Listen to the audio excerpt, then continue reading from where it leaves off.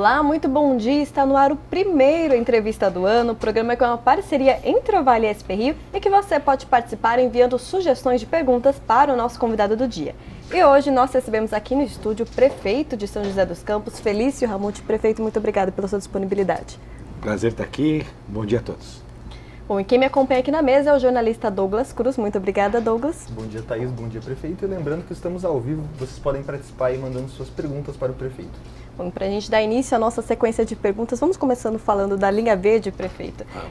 Ao abrir a licitação para a compra dos trens em dezembro, o senhor disse que era preciso antecipar essa etapa para dar tempo dos veículos ficarem prontos até fevereiro de 2021, quando entrará em vigor o novo modelo de transporte. A paralisação da licitação pelo TCE pode atrapalhar esse plano, prefeito? Pode, não. Vamos lá. Excelente pergunta. A data, na verdade, é abril de 21, não fevereiro. Abril de 21, que as novas concessões têm que começar a operar. Sim, pode. Né? Essas brigas judiciais só atrapalham. No caso do Tribunal de Contas, é uma análise ainda. A gente tem certeza que ao longo dessa semana, que agora voltou do recesso, a gente deve ter novidade já para liberar, mas tudo pode atrapalhar sim. Por isso que a gente tem que correr e trabalhar com prazo maior, como a gente está fazendo. Ainda não corre. Nesse momento, se a gente conseguir liberar até dia 15 de janeiro, nós não vamos ter um problema ainda lá na frente, na data de abril. Mas se demorar mais do que isso, nós podemos ter problema sim. Quais os problemas o senhor acredita? Então, a dificuldade como se trata de um projeto sob encomenda, né, os veículos leves sobre pneus são veículos sob encomenda, desenhados e construídos para atender as necessidades da Prefeitura de São José dos Campos com o projeto da linha verde. Se a gente assinar o contrato com um prazo muito extenso, ou seja, depois de fevereiro ou março, isso pode acabar prejudicando a entrega em abril de 21, que seria a data limite para entregar todos os veículos leves sobre pneus. Bom, e ainda sobre o transporte, né, pelo segundo ano consecutivo, a Prefeitura é impedida pela Justiça de reajustar a tarifa do ônibus até o patamar que pretendia. No que a Prefeitura tem falhado nesse quesito, prefeito? Olha, acho que essa é uma excelente pergunta que deve ser feita para a Justiça, né? Agora você vê, houve a decisão, nós estamos em recesso, precisamos aguardar a volta do recesso, dia 20. Então, acho que a melhor resposta é a resposta da Justiça. Até porque ela é muito lenta ao tomar a decisão. Não é que ela tomou uma decisão proibindo, é uma liminar. Não foi julgado o mérito de nenhum dos casos. E essa demora atrapalha, inclusive, correndo o risco das empresas depois contestarem esses valores e quererem receber esses valores de volta. Eu espero que depois, quando as empresas entrarem com uma ação contra a Prefeitura, a mesma Justiça possa resolver essa situação e não fazer sobrar para o cidadão, que é sempre quem é prejudicado nesses casos. Então, mais uma vez, entramos com um pedido e em nenhum momento está sendo questionado o cálculo ou os valores que foram pedidos. Está sendo questionado se a auditoria feita é válida ou não é válida, se houve reunião do Conselho ou não houve. Então vamos aguardar agora, mais uma vez, a Justiça. E como é que o senhor avalia os valores apresentados para a população? Olha, na verdade, as empresas pleitearam um valor maior, a gente tem que seguir um contrato. Quando foi feita a licitação da concessão de ônibus, está prevista uma forma de aumentar. Uma parte é pelo aumento da inflação, outra parte é pelo subsídio dado aos funcionários, né, aos cobradores e motoristas, e a outra parte é o valor do combustível, no caso do diesel. Esse ano, por exemplo, nós tivemos o diesel aumentando praticamente 14%. Né? Foi o grande vilão nesse aumento que a gente então propôs. Era um aumento de 7% do valor. O diesel foi o grande vilão, a inflação foi de 3,5%, né? Houve o dissídio também um pouco maior, mas o diesel é que pesou. Então a gente está seguindo a regra do contrato, a Justiça precisa tomar uma decisão, que na verdade ela não tomou decisão nenhuma ainda, é só uma liminar suspendendo o aumento, aí depois ela fica analisando. Agora, nenhum prefeito gosta de aumentar a tarifa de ônibus, a gente aumenta porque tem um contrato e tem que ser seguido, que nem o contrato de aluguel, né, Douglas? Então se você tem um contrato de aluguel lá que prevê um reajuste de tal índice, com tal período, você tem que cumprir, é o que a gente está fazendo com a questão da tarifa. É interessante que tem cidades, por exemplo, em Belo Horizonte foi o contrário.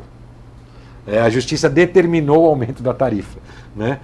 Houve o contrário. O prefeito não quis cumprir o contrato e a Justiça obrigou o prefeito a cumprir o contrato. Então, lamentavelmente, assim, o juiz daqui pensa de um jeito, o juiz de lá pensa de outro jeito, e isso prejudica o andamento da cidade. Mas vamos aguardar agora a decisão judicial. Eles autorizaram um valor, um percentual, nós queremos a decisão definitiva, se é para aumentar ou se não é. O que a gente quer é o julgamento dos 2 casos da ação, que hoje está no Tribunal de Justiça. Muito lentos, os processos são muito lentos, parece que não corre com a mesma velocidade que a cidade necessita. Ainda sobre mobilidade, nossa cidade cada vez mais investe em novos modais de transporte, aplicativos de carona, patinetes, bikes e até carros compartilhados. O senhor acredita que esses novos modais estão vindo a subutilizar o transporte público? Olha, esse é um grande desafio, né? Cada vez mais existem novas opções e o transporte público tem que ter essa balança, né, da oferta e da demanda. Vale lembrar que o transporte público é o único que cumpre o papel social. O que é isso, Douglas? É porque ele vai lá na região mais distante da cidade e pelo mesmo preço ela consegue transportar aquela pessoa que estava lá na Zona Norte, lá na ponta da Zona Norte, a 15, 20 quilômetros do centro da cidade, ele traz para o centro da cidade no mesmo preço que alguém que anda poucos metros ou 1 quilômetro pelo mesmo preço da tarifa. Esse caráter social do transporte público coletivo, nenhum outro meio de transporte vai conseguir cobrir. Por isso esse desafio de equilibrar essa balança. A nova concessão do transporte público vai procurar equilibrar mais essa balança, oferecer novas formas também dentro do transporte público, mais modernas, usando aplicativo nas regiões mais distantes da cidade, utilizando hoje as vans do alternativo, incluindo no sistema, que hoje elas estão à parte do sistema, porque não existe nem integração. A ideia é fazer com que as vans possam ser utilizadas nas pontas dos bairros para trazer as pessoas para os corredores.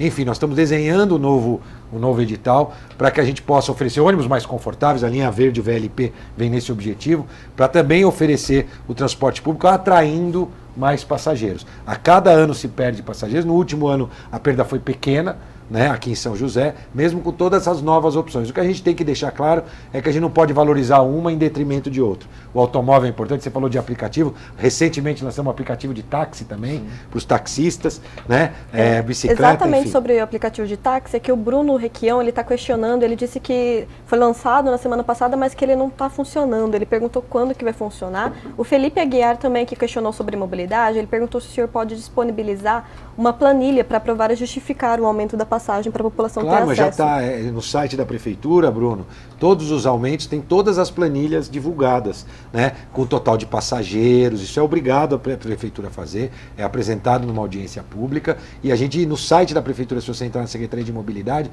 você vai acompanhar tanto a do ano passado quanto esse ano, todos os documentos, a audiência pública e as planilhas mostrando a forma dos cálculos necessários para o aumento da tarifa. Então é tudo bem transparente, a gente não tem dúvida em relação aos cálculos e os valores. Não é aquilo que a gente gostaria, né? A nova concessão também vem novidade por aí em relação à tarifa. Nós vamos ter aí... Essa nova concessão deve ficar pronta quando? 2021? A concessão, as novas empresas assumem em abril de 2021. Você pode dar detalhes para a gente do que está sendo debatido no Douglas, sobre... poder eu não poderia, mas vou aqui antecipar já de primeira mão, já na minha primeira entrevista do ano, que provavelmente no edital, a empresa que ganhar, nós não queremos, provavelmente nós não vamos ter um grande valor de outorga. Nós queremos que seja a empresa que oferecer a menor tarifa. Isso já é uma novidade que eu vou contar aqui, né? Com isso, abrindo até a possibilidade de até haver uma redução, né? Ao longo do edital de licitação. Então, nós vamos apresentar os cálculos, apresentar a malha e provavelmente tudo caminha, ainda não está batido o martelo em relação a isso, que o edital de licitação, as empresas vencedoras, a gente não sabe ainda se vai ser uma, duas, três, empresas vencedoras terão que apresentar a menor tarifa para poder assumir o serviço. Isso vai beneficiar o usuário. Claro que a gente tem que tomar cuidado para a empresa não apresentar uma tarifa tão pequena que depois não consegue prestar bem o serviço. Por isso que o edital tem que ter essa questão da qualidade também. Essa é uma novidade que eu já estou contando aqui para vocês. Sobre o funcionamento do aplicativo de táxi, o senhor sabia? Sim, o aplicativo de táxi está tendo alguns probleminhas, é natural quando você lança, mas ele está funcionando, já teve várias corridas, várias pessoas que já utilizaram o aplicativo de táxi, mas a gente está passando, agora tem uma nova versão, acho que foi publicada ontem à noite, a empresa prestadora de serviço está cada dia tentando aprimorar ainda mais a utilização do aplicativo de táxi. Tá certo, o prefeito mudando... Baixe uma nova versão, qual é o nome dele? Foi o Esqueci. Bruno, eu Bruno. acredito. Tem uma nova versão disponível no Google para você poder utilizar. Tá certo. E o Daniel Tineu, ele perguntou sobre o aumento da Zona Azul. Ele falou, Zona Azul de São José passará de R$ 1,20 para R$ 2,00 a hora em 2020? Perguntou. A Zona Azul, desde que foi implantada há 12 anos, não aumenta em São José. Comparando preços com outras cidades do mesmo porte ou até de porte menor, vocês vão ver que a Zona Azul de São José é bem mais barata. Nós estamos implementando com nova concessão melhorias no sistema de transporte, ampliação do número de vagas e um preço que a gente considera de mercado e também 10 milhões de outorga que vão ser usados para comprar os ônibus. Então nós estamos trocando o transporte individual, né? Com essa Zona Azul, pegando o dinheiro do transporte individual e investindo no transporte público, que é a linha verde. 10 milhões que nós vamos arrecadar de outorga aproximadamente serão investidos integralmente na linha verde, para comprar os veículos, que são mais ou menos 30 milhões, e esses 10 milhões vão ajudar a gente a pagar essa conta do transporte. Então, é interessante, nós estamos pegando o dinheiro do transporte individual e investindo no transporte de massa, no transporte público. Então, o valor de R$ 2,00, se você for consultar várias cidades do estado de São Paulo, de pequeno, médio, grande porte, vocês vão ver que é um valor bem acessível e real. A vantagem, e o que muda para a Zona Azul, nós vamos ter as vagas disponíveis em tempo real, nós vamos ter sensores nas vagas, onde cada carro estacionado você vai conseguir ver no seu aplicativo aquela rua que você vai, quantas vagas estão disponíveis em tempo real. E na região central da cidade nós vamos ter painéis mostrando o nome da rua e a quantidade de vagas disponíveis naquelas ruas. Então são novidades tecnológicas. Mais áreas devem estar na... E mais áreas, a gente amplia de 3.500 para 5.000 vagas. Aqui no Aquários, por exemplo, é pedido na região do Aquários vagas de Zona Azul, até então não tinham, terá vagas de Zona Azul. Além disso, a Prefeitura ganha 15% de tudo que arrecada, volta para os cofres da Prefeitura. E a disputa é quem ofereceu o maior percentual para a Prefeitura de retorno. E esse valor é investido em mobilidade urbana. Essas mudanças tecnológicas, elas acontecem a partir de quando, prefeito? A partir da assunção do contrato, que é abril de 2020. Sim, então a licitação está no ar, em abril de 20 a empresa atual deixa de prestar o serviço e a nova empresa assume. Tá certo. Agora, mudando um pouquinho de assunto, a reforma da Previdência do governo Bolsonaro deu prazo até o fim de julho de 2020 para os municípios se adaptarem. Se o prazo é grande assim, por que o senhor enviou o projeto à Câmara no fim do ano passado em rito urgente? Não seria melhor ter mais tempo para discussão com a Câmara? Então, é porque a gente quer fazer tudo antecipadamente. Nós já fizemos, né? É importante lembrar, nós já fizemos no primeiro ano de gestão, com 3 meses de gestão, nós apresentamos uma mini reforma da Previdência nossa, que foi aprovada, e isso fez com que a gente conseguisse ter todas as contas em dia até hoje. Então as contas com a Previdência Municipal estão rigorosamente em dia. O rito de urgência foi pedido, inclusive, para ser retirado, foi retirado. Nós não temos problema da discussão, só que não tem muito o que discutir, né? É uma discussão que, na verdade, não tem o que discutir, porque já existe aquilo que foi exigido, como você mesmo disse, a adequação à lei federal. A lei federal exige que seja feita alteração nesse e naquele ponto. E o que nós apresentamos foram essas alterações. Consequentemente, se isso não for aprovado, aí sim os aposentados vão correr o risco de não receber, porque eles vão estar em desacordo com a lei federal, o Instituto nem certidão vai ter mais. Então, quanto antes for resolvido, melhor. A gente sempre tem que resolver as coisas, encarar os problemas, isso a gente sempre fez. Então, no momento que foi aprovado a lei federal e que exigiu essa alteração, imediatamente nós já enviamos à Câmara o projeto que simplesmente faz essas adequações. Não tem nem nada lá a mais, nem a menos do que as adequações, exatamente como a legislação federal. E eu não acredito que o servidor daqui tenha que ter qualquer tipo de privilégio em relação ao servidor federal ou até mesmo do Estado de São Paulo, que também já aprovou a sua nova Previdência do Estado. Então, é uma lei de adequação bem colocada por você. Prefeito, vamos falar agora de... É claro que a oposição sempre vai dizer que o prefeito não está querendo fazer isso, mas, na verdade, depois que a pessoa estuda e lê e vê que, na verdade, se trata da adequação à lei federal. É apenas isso. Mudar agora para segurança. Um vídeo viralizou no fim de 2019, onde em um fluxo realizado no bairro Dom Pedro I, 2 jovens aparecem portando armas. A Polícia Militar e a Guarda Civil têm realizado operações contra os fluxos do funk, mas constantemente recebemos reclamações de moradores. Como a Prefeitura pretende lidar com esses casos nesse ano? Primeiro, importante dizer, segurança pública é uma obrigação do Estado e a Prefeitura pode e deve ajudar, como a gente tem feito com uma série de ações da Prefeitura em conjunto com a Polícia Militar, a Polícia Civil, a atividade delegada, a iluminação de LED, os novos GCMs, os carros carros da guarda, equipamentos para a guarda, uma série de ações conjuntas feitas com a própria fiscalização do sossego público. Esse final de semana, por exemplo, nós fechamos, deixou de acontecer 2 festas que iriam acontecer. É que quando ela deixa de acontecer, obviamente ela não é notícia, porque não atrapalha a vida de ninguém. Então, praticamente, as pessoas que nem sabem que ela iria acontecer uma festa clandestina. Essa imagem que você viu, no dia seguinte a Polícia Militar prendeu, inclusive aquela fuzil que parece que não era fake, né? Não era Airsoft. Né? De Airsoft. A Polícia Militar tem acompanhado, essa é uma missão da Polícia Militar. E do ponto de vista da Prefeitura, a gente tem a Patrulha do Sossego Público. O que a gente viu também no Natal foi uma nova modalidade, que foram as motos, né? Diferente do fluxo, porque o fluxo era uma coisa, os barulhos das motos foi outro, que foi o que atrapalhou também bastante. Vale lembrar que o Guarda Civil Municipal e o agente de trânsito não podem nem parar, né, um veículo andando. Você não pode parar. Você pode apenas parar um veículo que está cometendo um crime, em perseguição, é uma coisa. Agora, uma pessoa que está com o seu escapamento lá aberto, você não pode parar. Quem tem que fazer isso é a Polícia Militar em conjunto com a Polícia. E o Coronel Stanelles já está atuando em conjunto com a Prefeitura, já realizou recentemente uma operação lá no Dom Pedro mesmo, agora no final do ano, e deve continuar realizando essas operações. O Coronel Stanelles, junto com toda a equipe da Polícia Militar e a Polícia Civil, tem feito um grande trabalho pela cidade. Não é à toa que são os menores indicadores, hoje os melhores números de segurança pública ao longo do ano da história de São José foram conquistados nesse ano de 2019. O Gabriel Ferreira Cruz, ele entrou aqui em contato, ele falou: prefeito, tenho muitos elogios à sua gestão, mas uma coisa eu acho inadmissível. Você pretende manter em seu governo os 4 secretários que ganharam R$100 mil em uma ação contra a prefeitura? Gabriel, eu entendo seu ponto de vista, sim, pretendo manter, são bons profissionais. Vale lembrar que nessa ação, Gabriel, eu gosto sempre de deixar tudo muito transparente, muito claro. Foi uma ação da época do prefeito Eduardo Cury, né? Onde eles entraram com uma ação contra a prefeitura para receber alguns benefícios que, como secretário, eles teriam direito. Isso, de fato, ao longo da gestão do prefeito Carlinhos de Almeida, com esta ação em andamento, o ex-prefeito Carlinhos resolveu já pagar para os seus secretários esses direitos. Então, eles não precisaram entrar com ação nenhuma. Porque, graças a esta ação que foi movida anteriormente, os secretários do ex-prefeito Carlinhos de Almeida passaram a receber.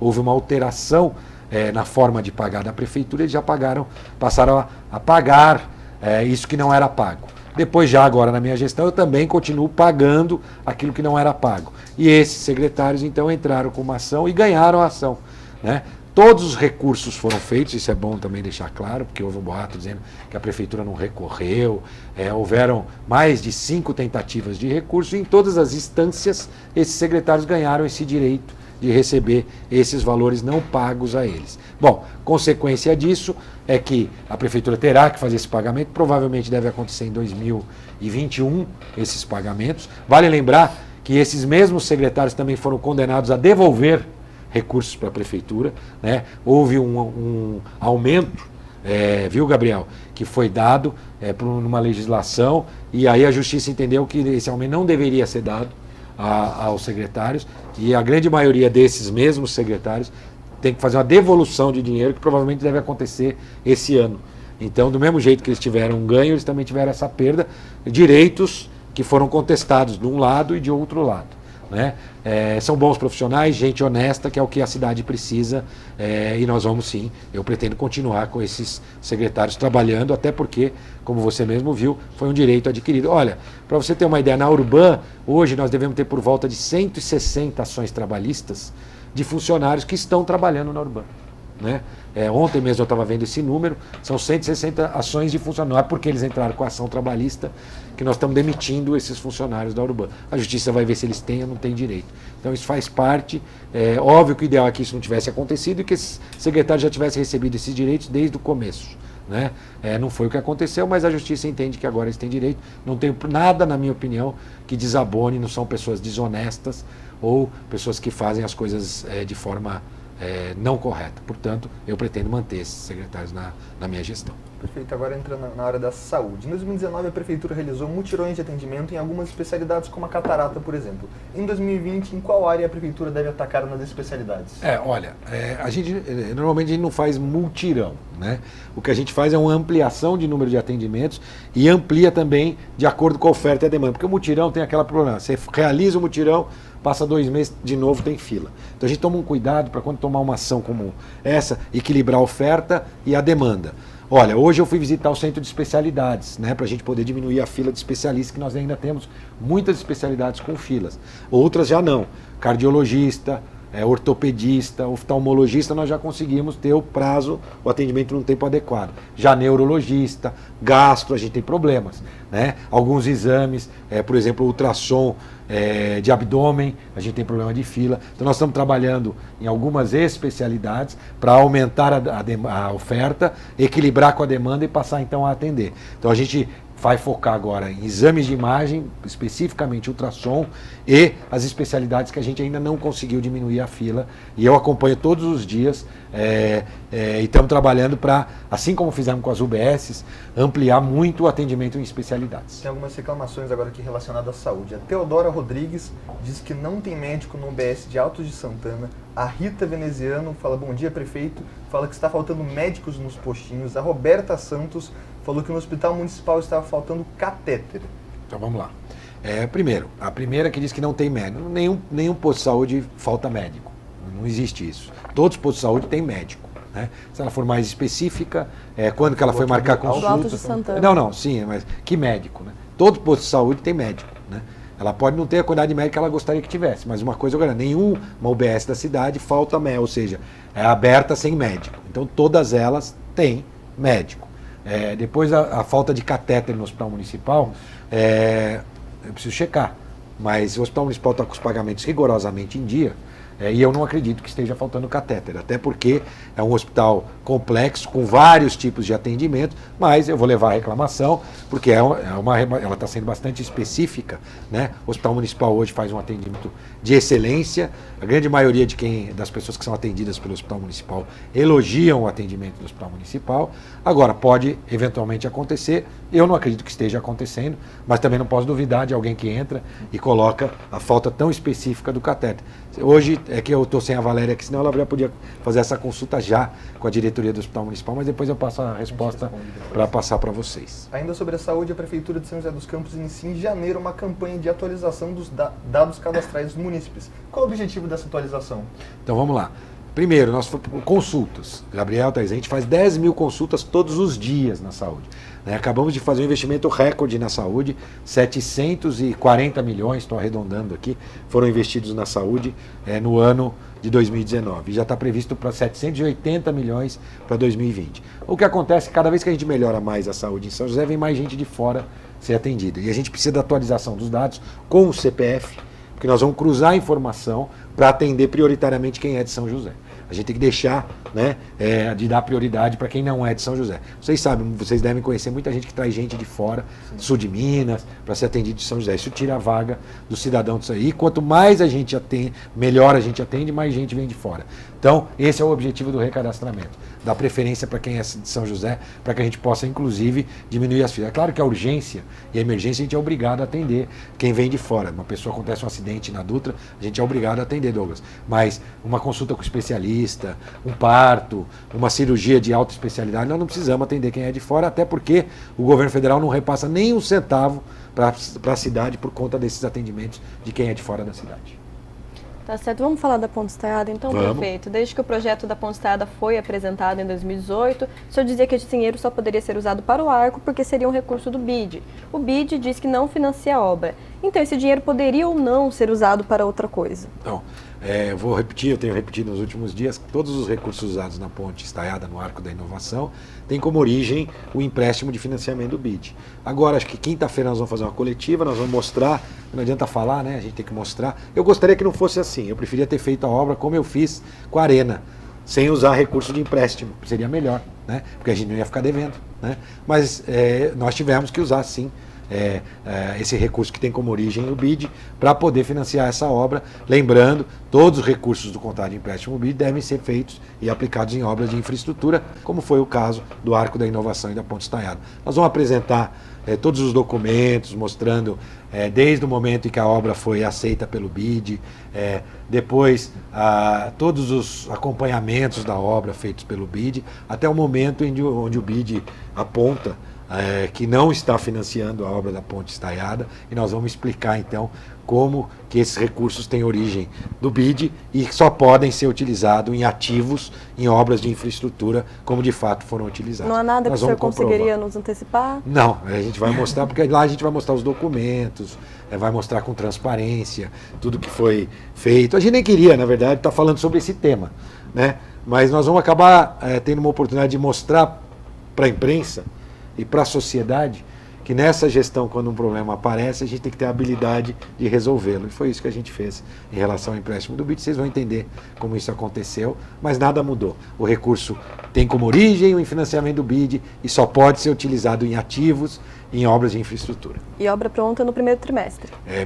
30 de março, nós vamos entregar a obra completa do Arco da Inovação e da Ponte Estaiada. Ainda falando sobre obras, vamos falar sobre a Via Cambuí agora, que foi parcialmente inaugurada no fim de 2019, mas um trecho muito pequeno. Quando essa importante obra viária será integralmente inaugurada? Então, agora nós estamos entregando. É que choveu muito nos últimos dias, mas o pessoal está trabalhando agora no outro trecho, que é da JK até ali a nova faculdade de medicina, né? Então, da JK atravessa o viaduto, né? O viaduto da Dutra, e chega ali até a Faculdade de Medicina, a TI, a Humanitas, a Igreja da Cidade, aquele outro trecho, né? Isso deve ficar pronto aí nos próximos dias. Até fevereiro a gente deve ir entregando os trechos. A gente quer entregar os trechos prontos, todos prontos, com iluminação de LED, ciclovia, calçada. A pista em si já está pronta, mas nós não queremos entregar ela e deixar as outras coisas para ir fazendo depois. Eu prefiro entregar ela do jeito certo, com tudo arrumadinho. Foi o que a gente fez no primeiro trecho, que já tem beneficiado muita gente, né? Ao todo, uns 2 quilômetros, dos 8,5 km, 2 já foram entregues, e até fevereiro, meio de fevereiro, a gente deve entregar 100% da obra. Mais uns 30 dias, um pouquinho mais, uns 60 dias a gente deve entregar toda a obra. Bom, e ainda sobre obras, o senhor disse aqui no ano passado que esperava começar ainda em 2019 a obra da Via Jaguari, mas depois a CETESB informou que ainda esperava alguns documentos do município. Como que está essa questão? Há alguma previsão de início da obra? Continuamos aguardando. Ela já foi licitada, já tem vencedor, mas a gente não pode dar ordem de serviço. Para você ter uma ideia, já tem até aumento que a gente vai ter que dar, porque já passou 12 meses da assinatura, né, da licitação, não da assinatura, mas da licitação. Então a empresa até vai poder pedir um reajuste de acordo com a inflação, conforme prevê o contrato. Mas a gente ainda não conseguiu contratar por conta da CETESB. Falta licenciamento. Falta licenciamento. Todos os documentos já foram enviados? Todos os documentos. Aliás, esse na minha opinião, esse é um problema que o Brasil enfrenta, né? É gravíssimo, porque às vezes existe vontade política, existe dinheiro, que é o nosso caso, e a gente tem atrasos em relação a licenciamento. E no final eu tenho certeza que a obra será licenciada, mas com atraso, com empregos que já poderiam ser gerados no momento onde a cidade e o país precisam de emprego, obra que tem recurso, está guardado o recurso para fazer, e a gente fica com essas dificuldades. Não é à toa que a China disparou no mundo, realizando grandes obras de infraestrutura. Todo mundo reclamava que a China não cuidava do meio ambiente, e hoje é o país que mais investe em sustentabilidade. Então, cidades da China, como Pequim, que eu tive agora, recentemente, que há 30 anos atrás era uma cidade muito poluída, tiveram obras enormes sendo feitas e obras enormes de sustentabilidade sendo feitas. Hoje ela é muito menos poluída do que há 30 anos atrás. E exatamente, não há 30, mas em 96, há 23 anos atrás, eu visitei Pequim e posso atestar pessoalmente que é uma cidade muito menos poluída de 23 anos para hoje, mesmo com todas as obras de infraestrutura que foram realizadas. Bom, e o senhor conseguiu retomar no ano passado a obra de conclusão da Arena de Esportes, mas tem outra herança do governo Cury que segue sem definição, que é o Teatro Invertido. Até o fim do ano a Prefeitura deve definir algum uso para aquela área? Não, o teatro já está definido, né? Nós não temos nenhuma, desde a minha eleição, eu deixei muito claro que a gente não tinha nenhum objetivo de continuar a obra do teatro, né? A cidade, depois daquele momento até hoje, já recebeu 2 novos teatros. Foi o Teatro do SESI, ali no Bosque, e o Teatro do Colinas. Não existiam esses dois teatros. A cidade recebeu 2 novos teatros. A prefeitura fez uma série de adequações necessárias no Teatro Municipal, que funciona no Shopping Centro. Então eu não vejo nenhuma prioridade para a gente retomar uma obra que estava bem no começo, muito pelo contrário. A gente restabeleceu aquela área verde para o parque, continua um grande gramado, tiramos os tapumes e a obra tampamos ali como deveria aquelas estruturas que já haviam sido feitas, e nós nunca falamos sobre essa questão do teatro, porque a gente acredita que São José hoje não tem mais a necessidade de um teatro. Então, a princípio, não tem nenhum objetivo de retomar essa obra. Falando agora de economia, a Prefeitura de São José dos Campos afirma que fechou o ano de 2019 com 282 milhões em caixa, sendo que 94 milhões estão disponíveis para uso imediato. Em que áreas a Prefeitura pretende focar esse caixa? Então vamos lá. Primeira coisa importante, quinta-feira nós vamos mostrar todos os dados, né, também sobre onde foi investido, o que foi investido, né? Como eu disse, na saúde foram quase 40 milhões a mais do que o previsto no orçamento. Né? Na manutenção da cidade, mesma coisa, grandes investimentos feitos pela cidade, e não porque a receita aumentou, não, é porque a gente conseguiu economizar bem de recursos naquilo que não era necessário e investimos naquilo que é necessário. Sem, com certeza, 55% de todo o dinheiro aplicado pela Prefeitura é investido em saúde e educação. Então, esse recurso será investido também em saúde e educação, que é a nossa prioridade. Chegamos agora a 1000 dias de governo. Como está o andamento do plano de governo? Alguma meta ainda precisa ser cumprida?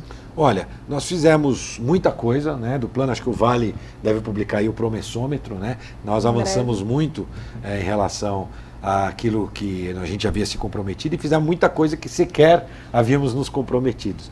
Então eu estou muito satisfeito com o andamento do nosso plano de gestão. Isso talvez é o que reflete eu sair nas ruas e as pessoas agradecerem por alguma escola construída como havia sido previsto, algum benefício de mobilidade feito, enfim, uma série de ações que a gente fez. Eu, quando saio nas ruas, converso muito, é onde eu mais gosto de estar, nas ruas. Hoje de manhã, né, dei um passeio aí pela região sul da cidade, onde eu posso ter a oportunidade de conversar com as pessoas que me pedem alguma coisa, que também reclamam, que é importante isso. E a população de São José tem essa característica, é uma população bem exigente, ela ajuda o gestor a cuidar da cidade, porque ela sempre quer mais da gestão pública. Isso ajuda a gente a estar sempre num bom patamar de cobrança e, consequentemente, de realizações. Então eu estou satisfeito com o ritmo que a gente tem implementado em relação aos nossos compromissos, e talvez a aprovação que a população de São José tem dado para a nossa gestão reflita justamente essa entrega, que deveria ser uma obrigação, né, dos políticos, mas hoje é exceção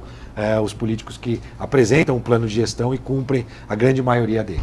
Aproveitar aqui mais 2 perguntas da população. Uma é do Júlio Razek, ele falou: sendo São José dos Campos eleita no último ano a capital da cultura do estado, quais os planos do Executivo josense sobre essa área? E também recebemos várias perguntas aqui sobre educação, se serão convocados muitos professores neste concurso que ocorreu recentemente. Legal.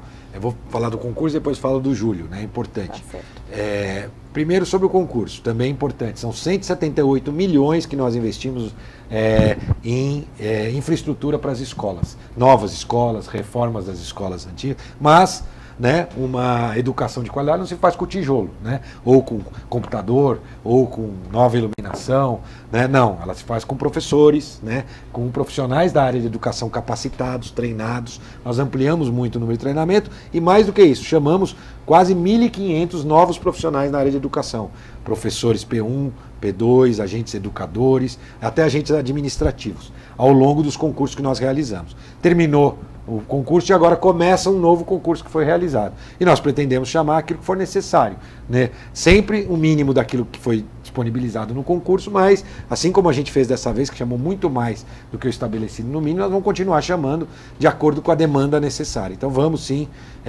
continuar chamando todos os professores, agentes educadores necessários para atender a estrutura da Prefeitura Municipal. Só de novas escolas nós estamos, reformas e novas escolas, tem uma nova escola na região ali do Limoeiro, que nós estamos construindo uma nova escola.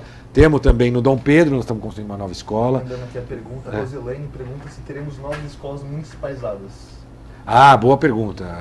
Agora tem uma nova dirigente de ensino, foi nomeada esses dias, e com certeza nós vamos trabalhar para tentar ver se ainda é possível municipalizar uma nova escola, até porque eu defendo a municipalização. Gostaria de municipalizar todas, né? Obviamente desde que o governador enviasse os recursos necessários que ele gasta nessas escolas para a prefeitura, né? Mas se a gente conseguir ir avançando na municipalização já vai ser muito bom. As dificuldades se dão por conta dos funcionários, né, que são os funcionários estaduais, que têm seus planos de carreira, que a gente tem que respeitar, porque prestaram concurso num determinado plano de carreira, né, e os convênios. Então, eu vou conversar mais com o governador. Eu queria ter municipalizado mais escolas do que o que a gente fez. Na área das creches, a Érica Mendonça falou que gostaria de saber mais detalhes sobre isso, porque ela precisa trabalhar e, sinceramente, esse meio período que é oferecido mais atrapalha do que ajuda, ela disse aqui para o senhor. Olha, Érica, eu discordo de você e provavelmente as mais de 9 mil novas vagas que nós criamos, e 9 mil mães também discordam, porque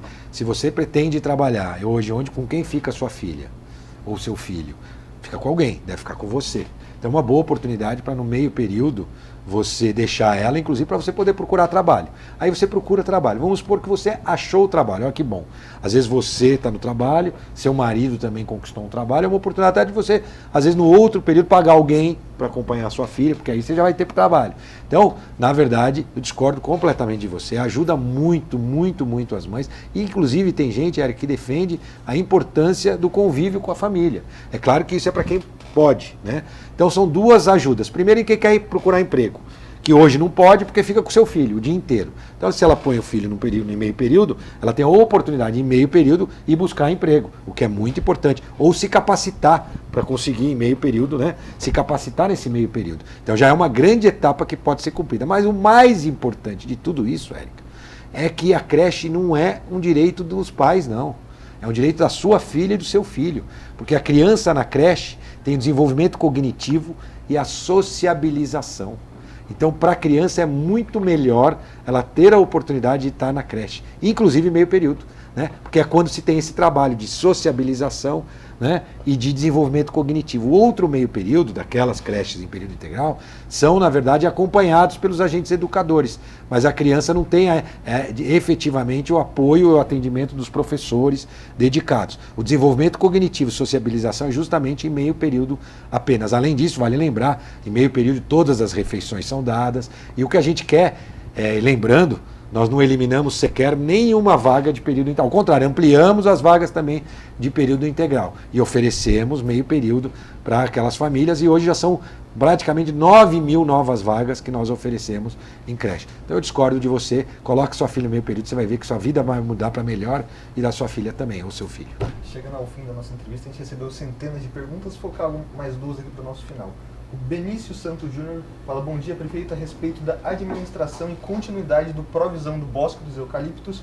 E o Felipe Aguiar pergunta se o senhor prefeito vai ter algum investimento novo na área de tecnologia na cidade. Opa, mais coisa. O Benício quase xará, né?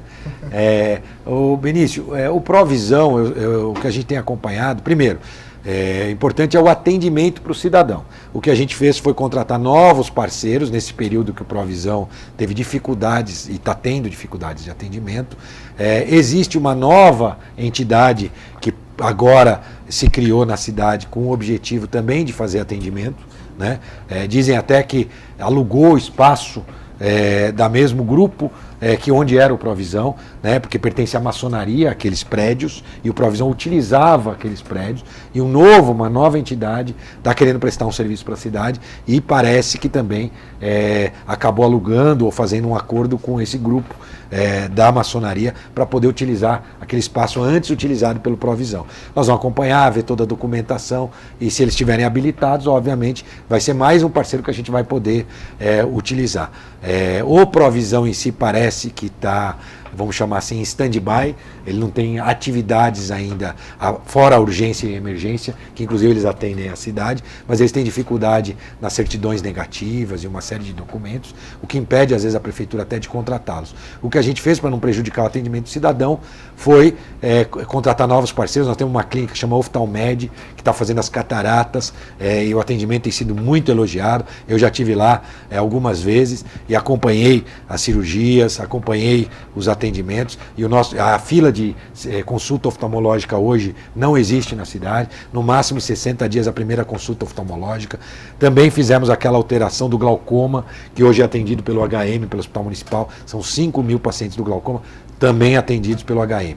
Bom, então a gente está bem tranquilo em relação aos atendimentos oftalmológicos. E o Provisão era um grande parceiro e vem uma nova entidade que pode também nos ajudar a ampliar ainda mais esse tipo de atendimento.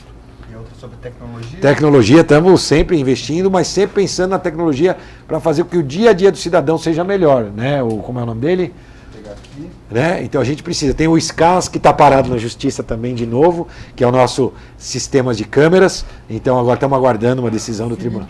Felipe Aguiar, a atual empresa que presta serviço para a cidade, que cobra 500 mil reais a mais por mês para fazer 1/3 do que a gente contratou com a nova empresa, ou seja, uma economia de 6 milhões fora, que vai ser um serviço muito mais bem feito, entrou na justiça e a justiça mandou parar o contrato que já tinha sido assinado. Das novas, são 1.000 novas câmeras, câmeras com reconhecimento, inteligência artificial, além das câmeras, a interligação dos próprios públicos, o Wi-Fi em todas as unidades de saúde. O funcionamento desse sistema, então, deve ficar um pouco para depois do esperado também, então. Também, sempre com essas discussões judiciais. No caso é tão claro, a empresa que quer ganhar 500 mil a mais para fazer 1/3 do serviço, mesmo assim a justiça concede uma liminar e atrasa o processo. Aí a justiça entra de férias, só vai decidir isso quando a justiça voltar de férias. E quem é prejudicado? O cidadão. Infelizmente, o que a gente tem visto é um governo dos juízes, né? Isso tem dificultado o trabalho dos gestores públicos que, como eu, querem ver sua cidade cada vez mais melhor, que querem pôr um ritmo diferente de execuções, parecido com o da iniciativa privada, e acaba esbarrando nessas dificuldades que a justiça tem oferecido para a cidade. Todas as discussões judiciais da cidade que nós enfrentamos até hoje, nós, graças a Deus, saímos com uma solução boa para a cidade, mas com muito atraso em relação ao... Eu vou dar um exemplo agora, recente. Tivemos uma discussão na justiça sobre um contrato da UPA, né? Da UPA do Campos Alemães, de terceirização da UPA do Campos Alemães. Isso. A justiça entendeu que haveria um caso de nepotismo, demorou para decidir, porque se tivesse decidido rápido, para nós seria o mais rápido, melhor possível, porque já que ela entendeu que era nepotismo, a gente obedece, a gente só quer decisão. Ao contrário, sabe o que nós fizemos? Chamamos a segunda colocada que tinha dado um preço de 3 milhões a mais, e falamos para ela, você quer assumir esse contrato, abaixa 3 milhões o preço. E eles concordaram em abaixar 3 milhões o preço. Então, fizemos uma decisão boa para o cidadão, mas tomamos uma decisão. Só que a gente precisava que a justiça decidisse primeiro. Então, o que a gente não quer ver é a justiça demorando. Decida, que a gente sempre arruma uma solução boa para a cidade. Então, mais uma vez, o que a gente não pode ter é a justiça atrasando os processos da cidade. Deixa eu só fazer decidindo, sim. O que ela decidir, a gente cumpre. A gente só quer decisão.